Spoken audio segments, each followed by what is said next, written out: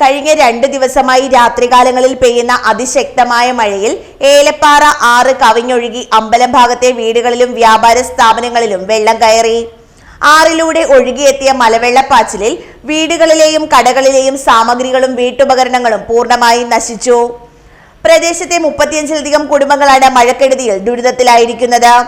ആദ്യ ദിനത്തിലെ മഴയിൽ വെള്ളം കയറിയതിനെ തുടർന്ന് പകൽ സമയത്ത് വീടുകൾ ശുചീകരിച്ച് താമസയോഗ്യമാക്കിയ ശേഷമാണ് കഴിഞ്ഞ രാത്രിയിൽ വീണ്ടും അതിശക്തമായ വെള്ളപ്പൊക്കമുണ്ടായത്. ശക്തമായ മഴയിൽ അപ്രതീക്ഷിതമായി വന്ന വെള്ളം എല്ലാ വീടുകളിലും ഒഴിച്ചു കയറി. ഞങ്ങളൊന്നും അറിഞ്ഞു പോലുമില്ല. ഉറക്കത്തിൽ പെട്ടെന്നുണ്ടായ മണ്ണയായിരുന്നു, മുങ്ങിപ്പോണ്ടായിരുന്നു. സാധനങ്ങളെല്ലാം നനഞ്ഞൊലിച്ചു പോയി. ഞങ്ങളൊക്കെ പിന്നെ മാറി രക്ഷപ്പെട്ടു.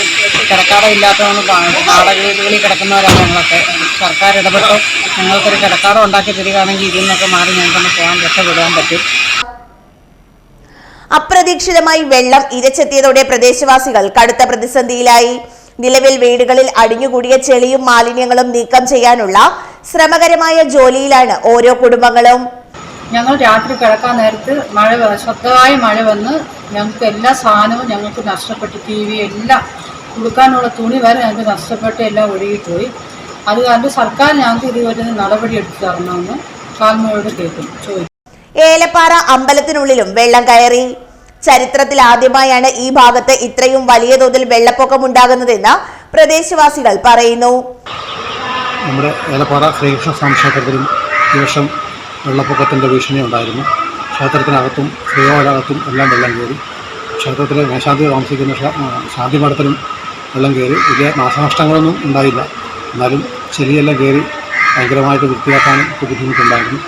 എല്ലാ നാട്ടുകാരുടെയും എല്ലാവരുടെയും കമ്മിറ്റിക്കാരുടെയും എല്ലാം സഹകരണത്തോടുകൂടി എല്ലാം വൃത്തിയാക്കി ക്ഷേത്രകാര്യങ്ങൾ ഭംഗിയായിട്ട് നടന്നു വരുന്നു. തുടർച്ചയായ മഴ മുന്നറിയിപ്പുകൾ നിലനിൽക്കുന്ന സാഹചര്യത്തിൽ ജനങ്ങൾ ആശങ്കയിലാണ്. വീടുകളിൽ താമസിക്കാൻ കഴിയാത്ത സാഹചര്യമുള്ളതിനാൽ പല കുടുംബങ്ങളും സമീപത്തെ ബന്ധുവീടുകളിലേക്ക് മാറി താമസിക്കുകയാണ്. വീട്ടുപകരണങ്ങളും വ്യാപാര സ്ഥാപനങ്ങളിലെ സാധനങ്ങളും നശിച്ചതോടെ ലക്ഷക്കണക്കിന് രൂപയുടെ സാമ്പത്തിക ബാധ്യതയാണ് ഇവർക്കുണ്ടായിരിക്കുന്നത്. News bureau, Elappara.